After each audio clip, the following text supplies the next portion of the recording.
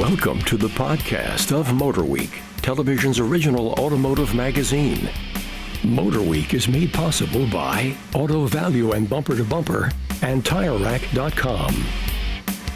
Here's your MotorWeek podcast host, John Davis. Thank you, Alec Webb, and welcome everyone to MotorWeek podcast number 328. On our podcast today, we have our usual trio of new vehicles to discuss, including our thoughts on the all-new Jeep Wagoneer S, what is being called the second generation of the Rivian R1 series pickup and SUV. And we'll close out with news from Toyota about the replacement for their Venza Sport Ute. We'll also have one of the unintended circumstances of the transition to electric vehicles. We'll talk about charging station vandalism and theft. And we have a MotorWeek viewer email from a first-time plug-in hybrid buyer and their questions about the best ways to charge their new PHEV.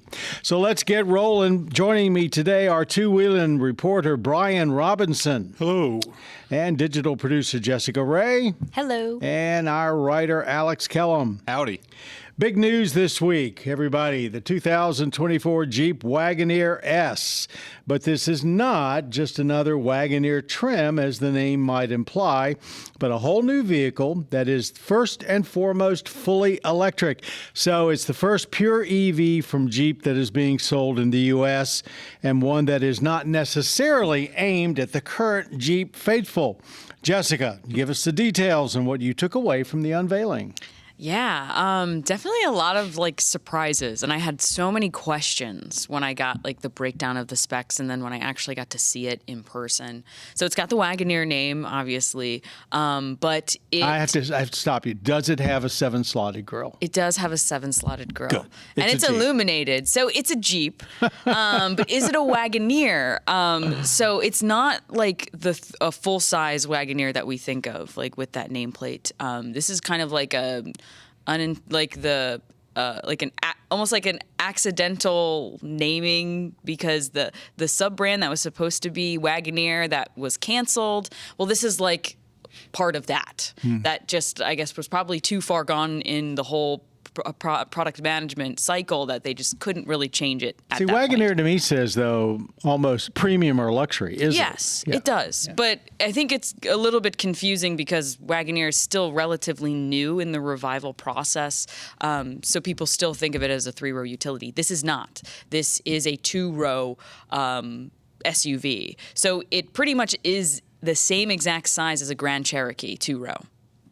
I looked at the dimensions, it's pretty much exactly the same. Yeah, it depends on where you got on the Wagoneer train, right? If you're way back from old school Wagoneers, this seems about right. But if you're only familiar with the newer ones, then it looks small. Yeah. So it's just kind of interesting because it does it overlaps a little bit, especially since the Grand Cherokee itself very recently kind of moved a little bit more upscale with some of its higher trims. But it was supposed to be part of that Wagoneer sub-brand, and it still hosts a full-time 4-wheel drive, so it is a Jeep in that aspect.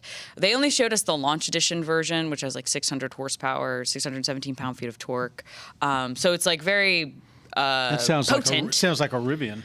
But its looks, when you look at it, it really just looks like a more aerodynamic Grand Cherokee. I mean, to me, when I look at it, it does have that look. Pretty much. I mean, it's kind of I think it's even got a little flavor of the old Cherokee in the front. Kind of, because that 7-slotted grille is super thin. Obviously, you don't need a grille on a vehicle like this because there's, for cooling aspects, you don't have an engine. So they kind of took their liberties with it, so it's very modern.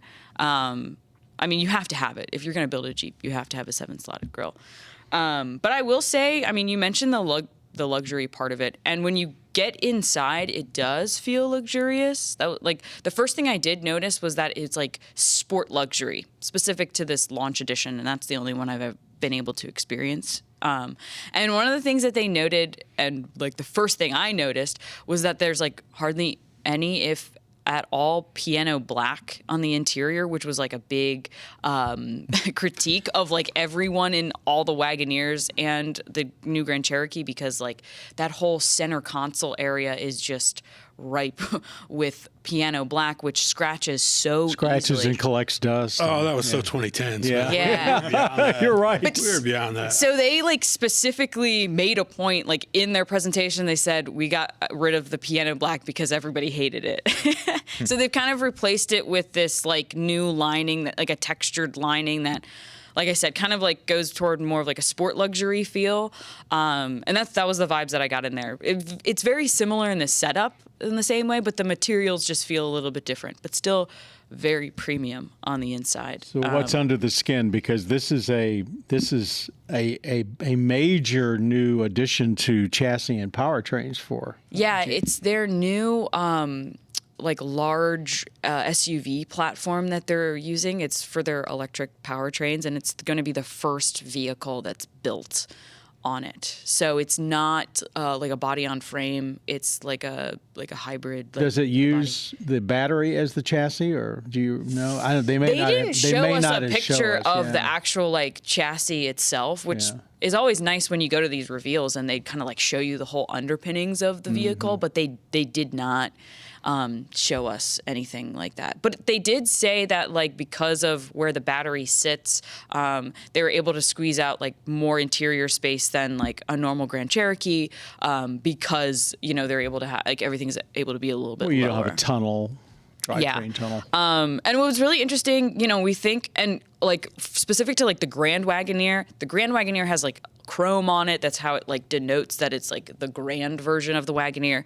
This will have no chrome, and that's like a part of their mission moving forward for like sustainability. Like I guess chrome is like not very sustainable. I never really thought about how chrome is made. The Europeans have been on this kick for a few years now. It's a nasty process to chrome. Yeah. So basically, there's no chrome on this, which is kind of like nice because I don't know. I think chrome is getting a little like overused personally. Don't talk to the truck buyers. But I mean, it's a really interesting product. They don't have like a ton of details on about it yet. Range well, and so they said like 300 plus miles. Right. I'm not sure what that means. The battery is like a 100 kilowatt hour battery, so it's not like it's a significant battery, but it's not like the biggest battery, but probably as much as you can put in a vehicle of that size. It's pretty sizable for what you're describing as a mid-sized vehicle. It is like a 400 volt system, so it's not like super future-proofed or anything, but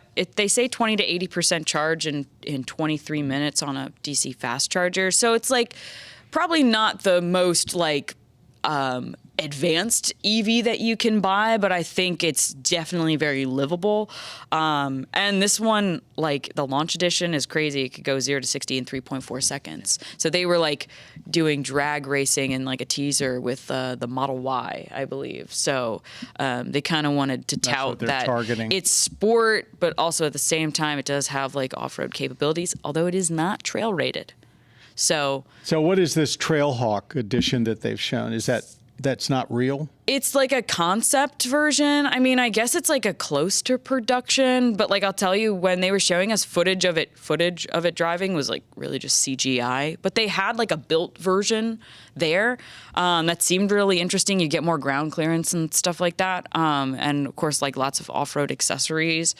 I mean, it seemed like they were kind of like, if it's cool, should we build it? Do you think people would buy it? Let us know. It was a really interesting framing of it, considering like, they make a Trailhawk Renegade. Like, why would you not make a Trailhawk Wagoneer S? Especially with how successful Rivian has been in like the off-roading community. Like the idea of being able to like take an EV, use it as like your like home base when you go camping or just anywhere like off the beaten path. And it's a Jeep. Like it should be able to have some decent capability. Otherwise, why are you putting a Jeep name When on do it? you think we'll actually get a chance to see it in the flesh and drive it? Launch editions will arrive this fall, and starting price for the launch edition, which is already pretty loaded, is like $71,995.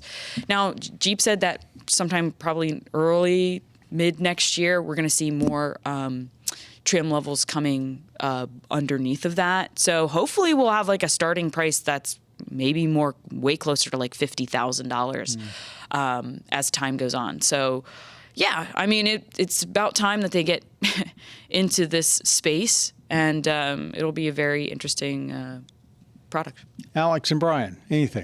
You mentioned that all-wheel drive or four-wheel drive is standard. They call it four-wheel drive? You're saying full-time? Or do they call it a dual motor, or what's... I mean, I'm assuming it's a dual motor setup, right? I think it's a dual motor setup, but they were saying it's full-time four-wheel drive. Full-time four-wheel drive. So it is not...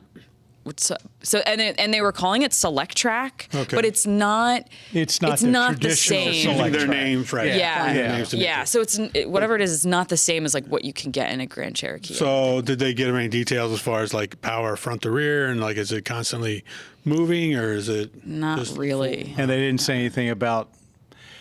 Does anybody have a two-speed type system on an electric all-wheel drive? I don't think. Two-speed? High-low, like a low range? No. Yeah. Anything, Alex? Oh, no, this head's empty. Zero thoughts. Wagon-wise, I'm more familiar with radio flyers, not quite Wagoneers. But I got the spec deck. Jessica sent that to me before she went off to New York for it, and I'm very intrigued by it. I was not expecting it to be smaller than the current Wagoneers. That threw me off, I will say. But I think that kind of fills, I don't know if niche is the right word, but it fills a slot there for the Wagoneer. Probably for like the buyer that they're looking for in price-wise, it's up there with the Wagoneer. Clearly aimed at the Mustang Mach-E, right? I mean, it's the same. And and more. I mean, if it's only 2-row, I mean, the Model Y is a 3-row, so that's right. I mean, listen, Tesla makes a 3-row, but no, I'm thinking that's the Model not really. X. Sorry, Model X. So they're comparing against the Y, so it's two. Yeah. Well, but the Y is a lot cheaper. But. Right. Well, hopefully, ideally, this will get to a more affordable. Point. My first impression is funny when we were talking about it. I looked at it and I said, "Oh, they're bringing the Cherokee back."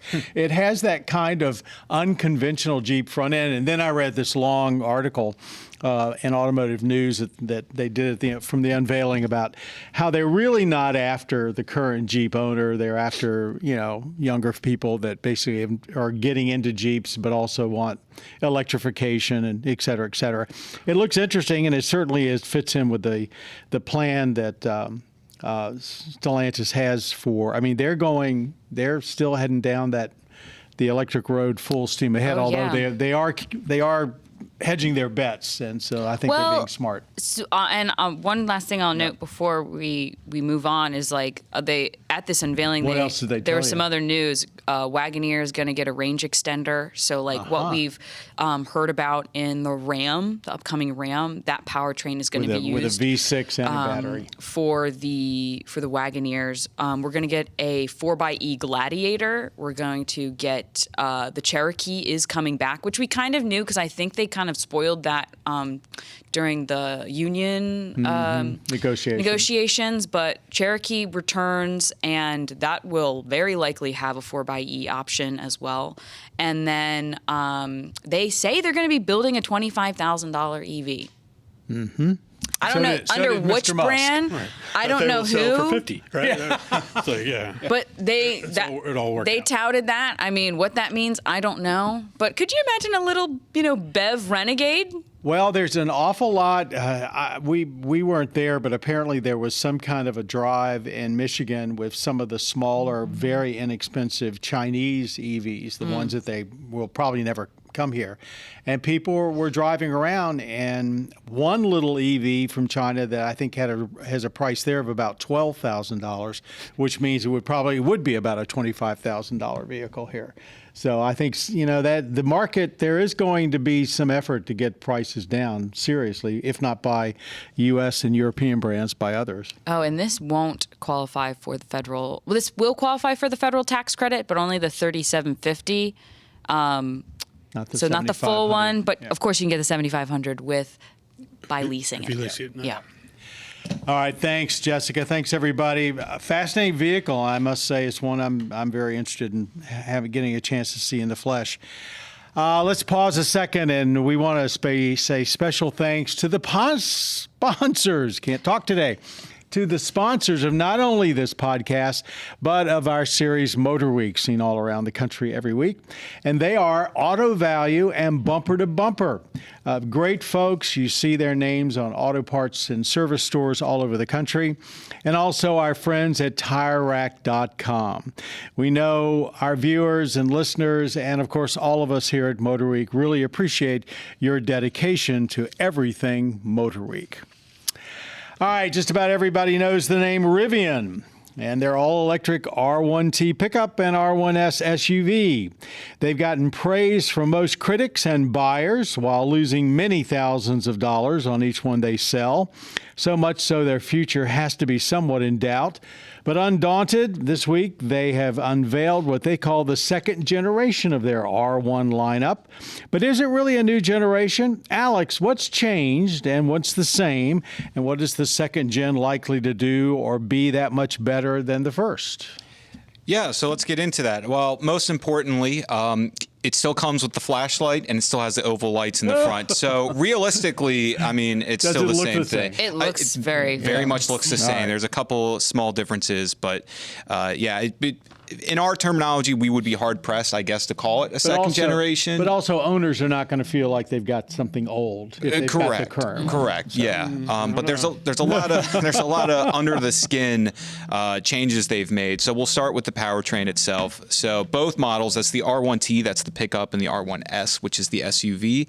Both of those can have either a standard, a large, or a max battery pack. Of course, as you go up in size, you get a little bit more range out of it. There's also now 3 motor selections you can have. You can either have a dual motor setup, a tri-motor setup, which has 1 motor in the front and 2 in the back, and then a quad, which is 2 up front, 2 in back. And I should say the dual motor is it's all-wheel drive no matter what you get. Every single Rivian, so the dual motor you'd have 1 in the front.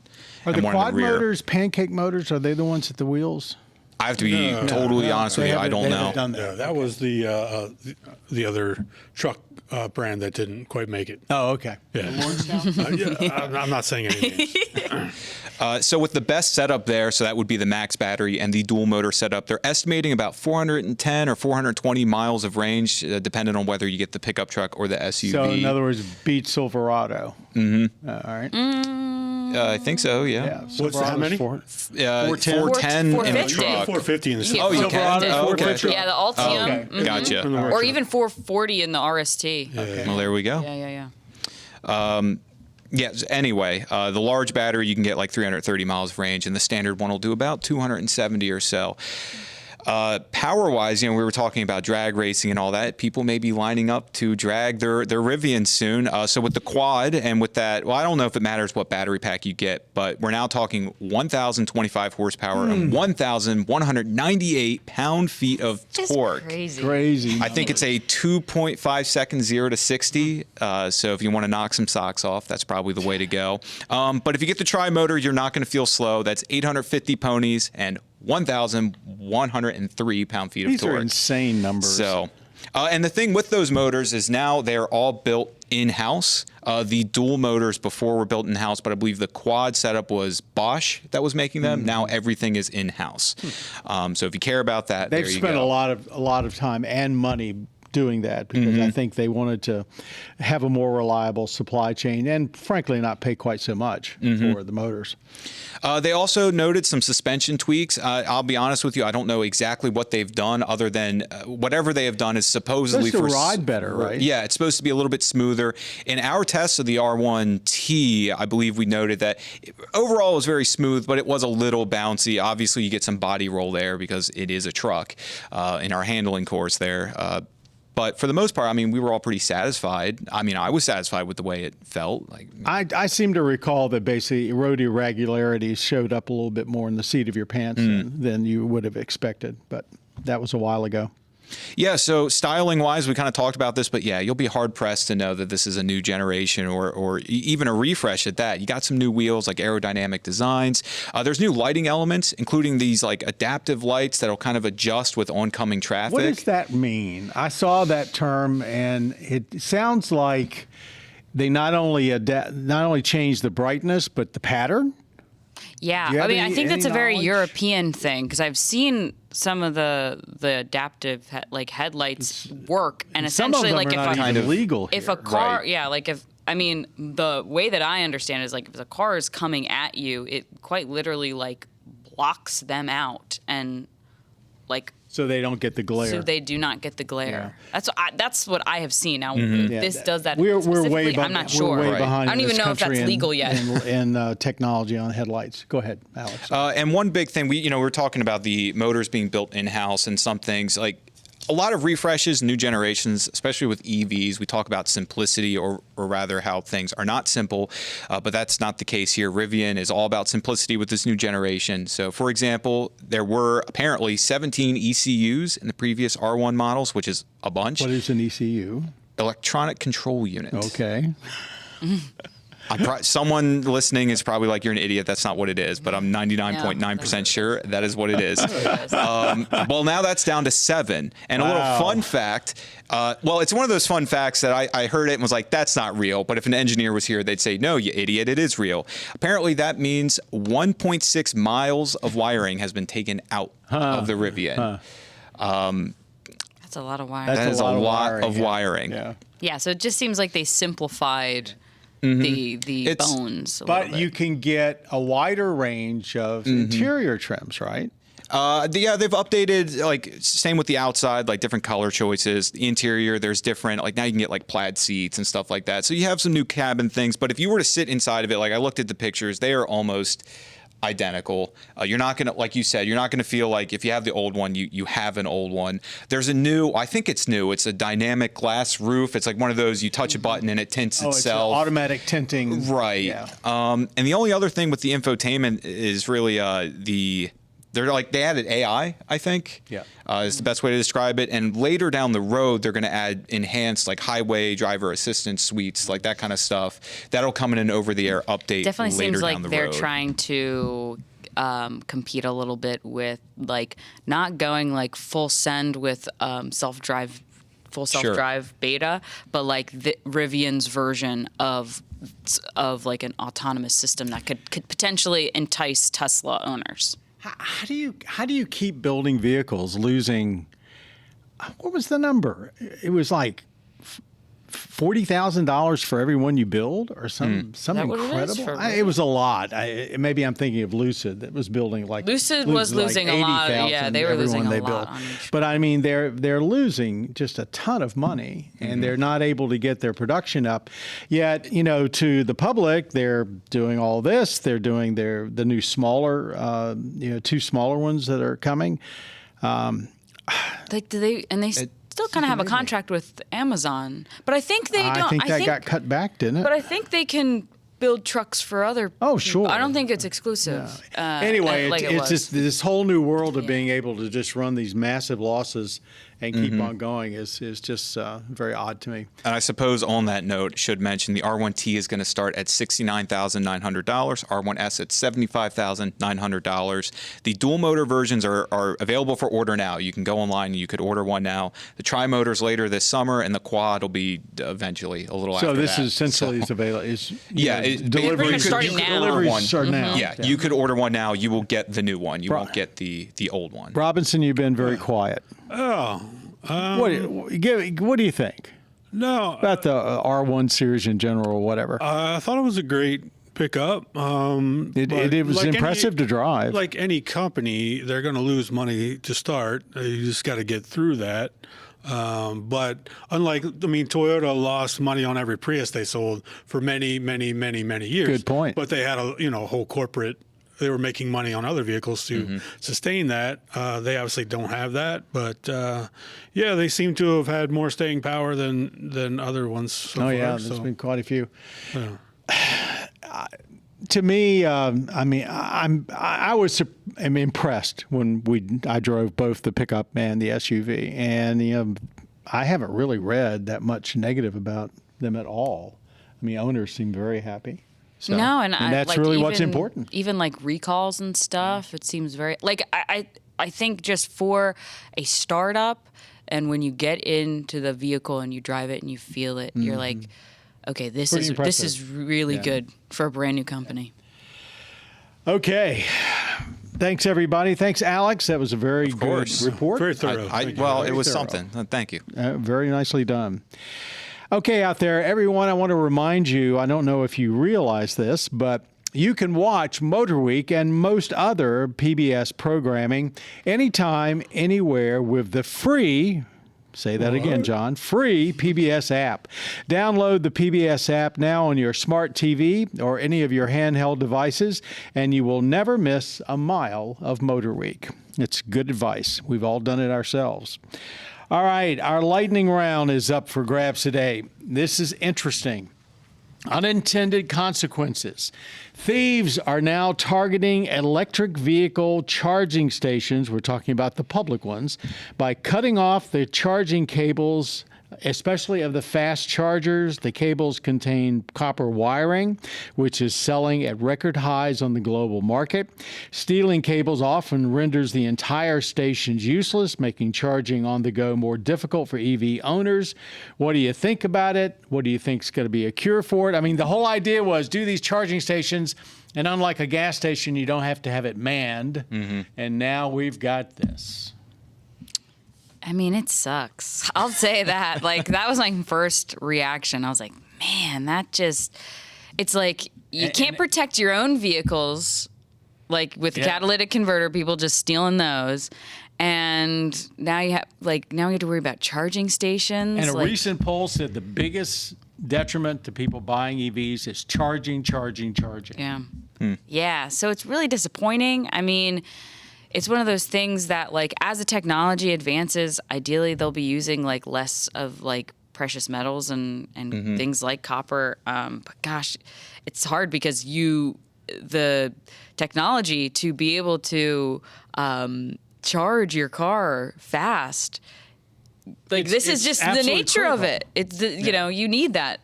So yeah, it's really unfortunate. What do I think about it? What do you think would be a cure for it? It's just a matter of time. I mean, we're going to force people to not have catalytic converters in cars anymore. Those guys got to make a living somehow, so they're just going to move on to stealing these things. I mean, there's cameras on everything everywhere nowadays. I don't know why we can't just put some cameras on them and have someone monitoring them. Well, that's a good idea. So, a central monitoring, as soon as they see somebody coming up, you hit the 911 button. Yeah, so I don't know. We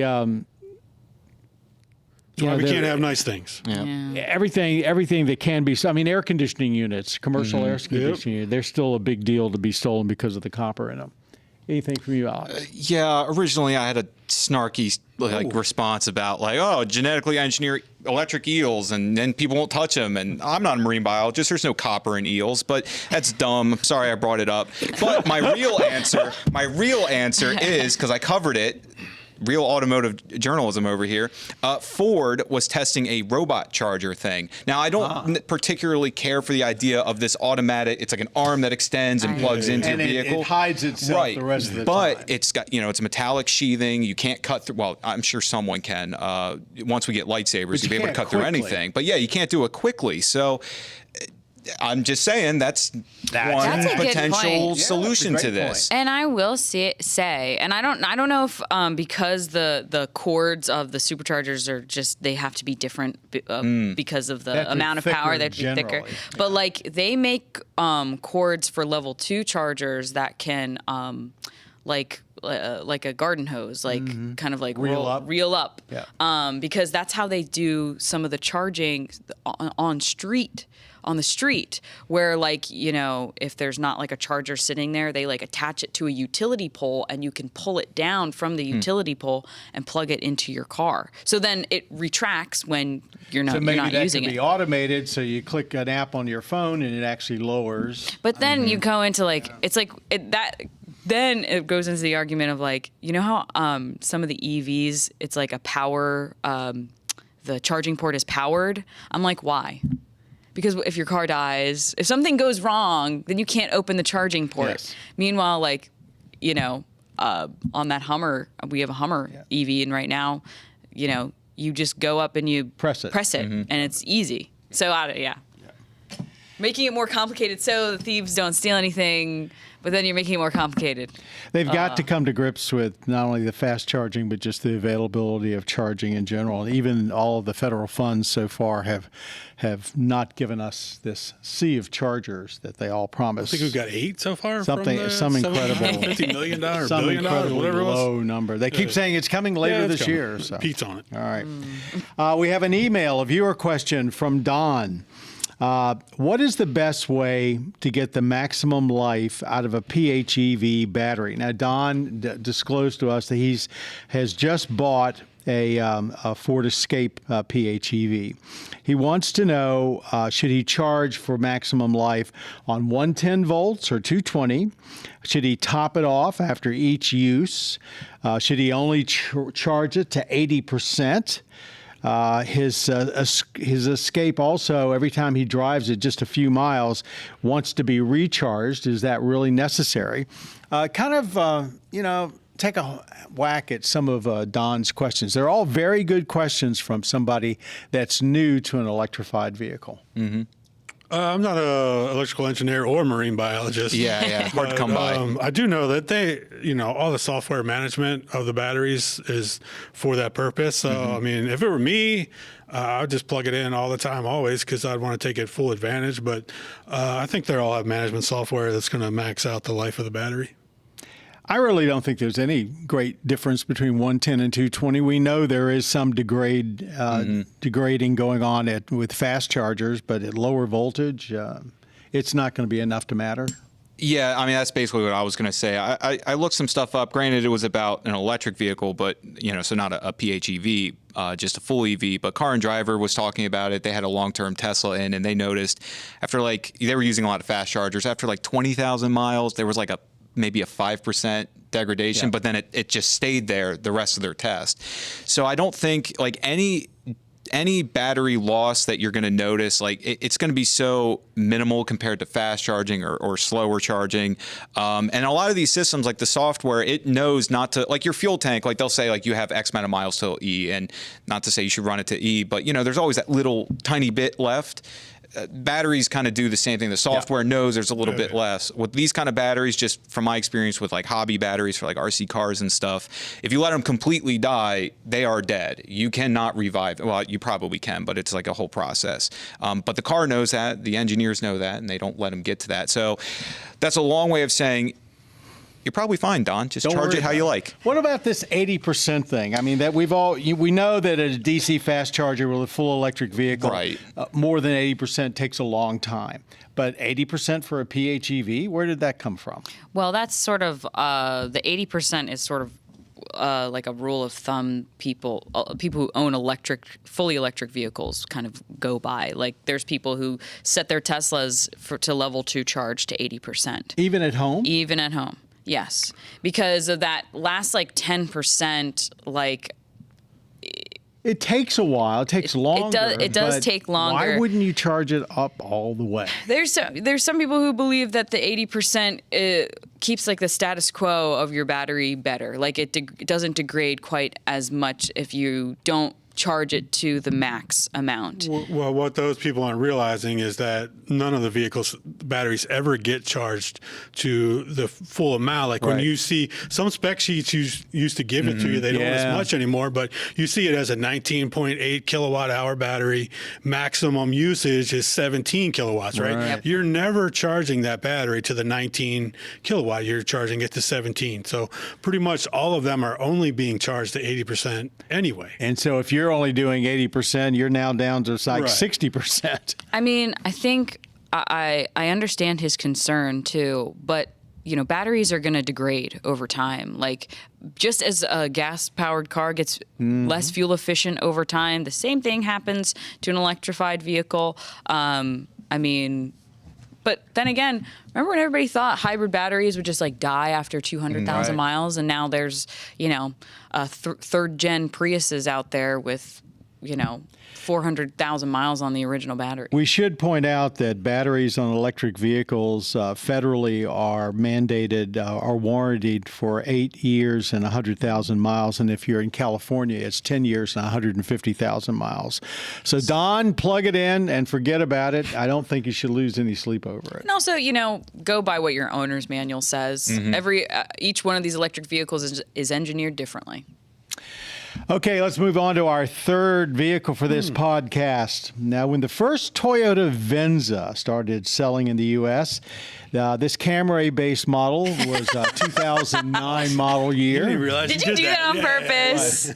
Camry? Camry. I did it just for you. It's a long story, folks. But back in the early years of MotorWeek, before we knew how to pronounce Camry, it was Camry on MotorWeek. Anyway. It's just secondhand nature to you the now. Venza, 2009 Camry-based. It was meant to be a more stylish companion to the RAV4, but also a bit bigger, sort of straddling between the compact and midsize SUV classes. It didn't catch on and went away after 2015, only to be resurrected for 2021 with a second-gen Venza. That Venza has also not fared well. And if you're keeping up with me, now Toyota is launching a replacement based on its Crown sedan, which almost nobody knows about. Brian Robinson, why don't you take it from there and sort of I don't even clarify know that at this point. What about this replacement for the Venza? Yeah, the second gen Venza was definitely an SUV. The first gen was more a replacement for the Camry wagon, which they stopped correct, making. yeah. But none of that really matters. But Did you say Camry or I'm not sure what I said, but I'm moving on to the Crown. The Crown is an important name for Toyota, going all the way back to the 1950s, and they made a big deal putting that on their sedan, Crown sedan, 2 years ago when it replaced the Avalon. So not quite as large as the Avalon, but they want to attract younger buyers, and so they added some SUV styling. They didn't really raise the ride height, but they made it taller and made the seat height taller to give it kind of an SUV feel. Well, now they've gone full SUV with the Crown, called it the Crown Signia, which the first time the Crown has ever been, that name has ever been used on an SUV. And they kind of hinted when the sedan came out that there would be more Crowns to come.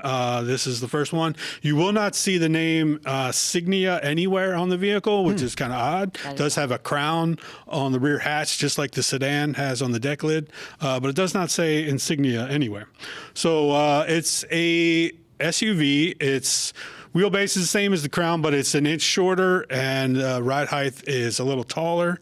It still looks more like a really sleek hatchback more than an SUV.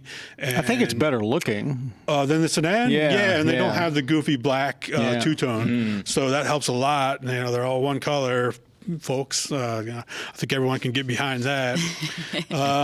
So the cargo area is actually pretty small. It's closer to the Corolla Cross than it is RAV4. Ooh. It's really not a whole lot of space back there. Until you fold the seats, though, right? Well, yeah, you can max it out. Sure, yeah. but that's to give it a really big back seat. Yes. It's definitely targeted at empty nesters who, just want to go hit the road on fun adventure trips and buy antiques along the way to put in their vehicle or whatever it is they do. I'm not quite there yet, but I'm getting close. Getting there.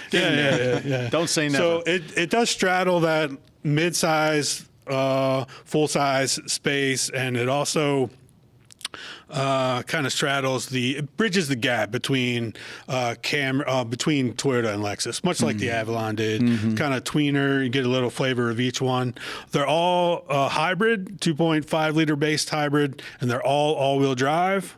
So you can just get two trim levels, XLE. And it makes it pretty simple. Yep. For buyers. But you can't get the Hybrid Max setup from the Crown. You can only get the base 240 horsepower setup, which is a few more than you get in the Crown. I guess they did just to offset. They haven't done the Max, which is could, more performance. Yeah, Maybe they just figure there's not a market. But I just don't think that the buyer would be care. all that interested Yeah, in I think that. they're more interested in the fuel economy and the quietness and just the overall operation. But they certainly could add it later. It certainly wouldn't take much effort on their part. Starts about $44,000, so definitely attainable. It's actually a lot of vehicle for that price, for that money. I think so as well. It'd be interesting to see how many they sell. It is a cool vehicle, and as I mentioned, it's perfect empty nester, not quite SUV, not quite sedan, not quite wagon, somewhere little aspects of each one. The first time I saw one was actually at the Chicago Auto Show, and it was sitting there all by itself. There was no fanfare. I'm not even sure there was a sign, maybe a small sign next to it, but I was drawn to it because it was so attractive. Yeah. I mean, it's a really nice looking vehicle. All kidding aside, I was kind of using a punching bag for it before, but I think I liked the Crown sedan when we had it in, and this vehicle looks really stylish. Super quiet, super comfortable. Great cruiser. Any questions or comments? No, I mean, I was at the reveal ahead of the LA Auto Show last year, and I love the way it looks. I like it more than the Crown sedan personally. Yeah, I do too. Obviously, I haven't driven it yet, so I'm looking forward to when we get one in. But outside of that, it seems much less conservative. I mean, usually the Avalon was always very conservative, and it was aimed at that older buyer that didn't quite want to go up to the Lexus. This definitely has a younger vibe to it. Absolutely. Yeah. I think I was really liking the Venza, so I'm kind of I'm kind of like bummed that the Venza is going away. But I will say for people who liked there's only 2 generations of the Venza, right? Yes. So the people who like the original Venza, this is way more in tune with that. Yeah. Because when they brought the Venza back for 22 or 21. You're kind of like, okay, this is just like a fancy RAV4. It didn't really, it just shared the same name as the old one. But because it was the older one was very wagon-like, definitely more of a quote unquote utility sort of vehicle. And this Crown Signia definitely feels like it takes more of that first Venza, mix it with the hybrid and the luxury aspect of the second Venza. So like a wagon on steroids. Exactly. And, if I was somebody who was in the market for a RAV4, I know that you said that it has a little bit less space than the RAV4, but the fact that the RAV4, the technology on the inside is last gen, whereas the Crown Signia gets all the new, latest and greatest. Touchscreen, yeah. Probably a little bit nicer to drive and just better sound deadening and stuff.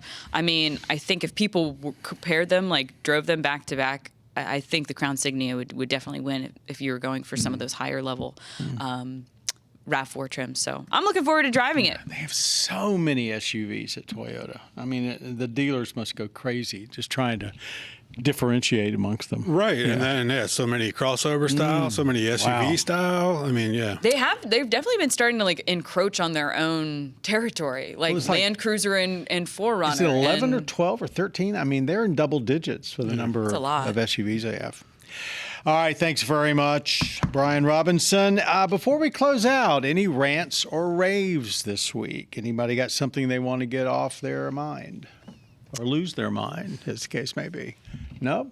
Looking around. Jessica's thinking really hard. I don't have anything. Brian's speaking up. Here we go. We're talking about our lack of lighting technology compared to the Europeans. Yeah. One new feature, I was driving the new Taycan over in Europe. They have a thing called light carpet. Have you seen this yet?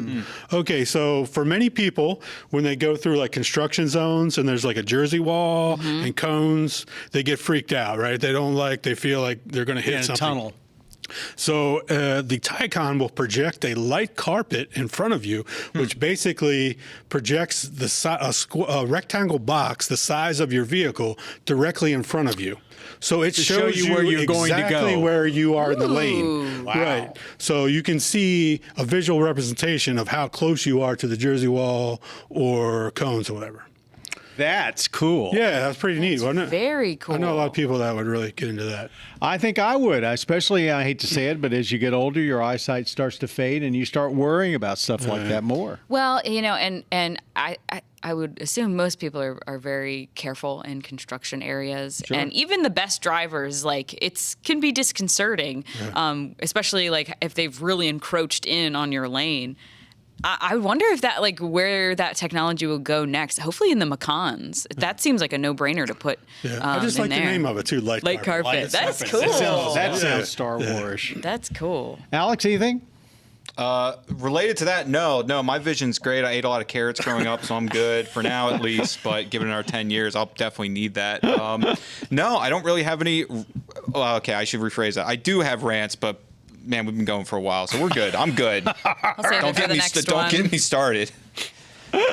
What do you expect from a writer, folks? Yeah, I'm trying. All right. Thanks, everybody out there, for listening to our podcast today.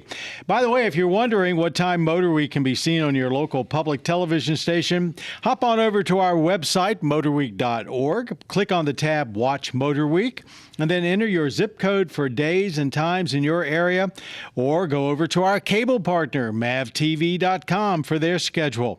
You can also watch MotorWeek and many other PBS programming anytime, anywhere, as we mentioned before, on the free PBS app. Download the app now on your smartphone, tablet, or smart TV, and you'll never miss any more MotorWeek ever.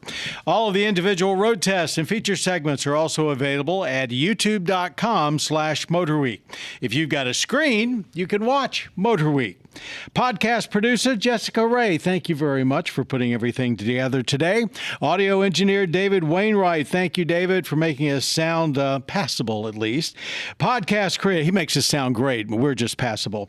Podcast creator Bob Mixter, thank you, Bob. Till next time, thanks, everybody. Thanks for being a part of MotorWeek. You have been listening to the podcast of MotorWeek, television's original automotive magazine. MotorWeek is made possible by Auto Value and Bumper to Bumper and TireRack.com. For additional information on podcasts, videos, and showtimes, visit our website at motorweek.org. And watch MotorWeek, television's longest-running automotive magazine series, each week on your local PBS station.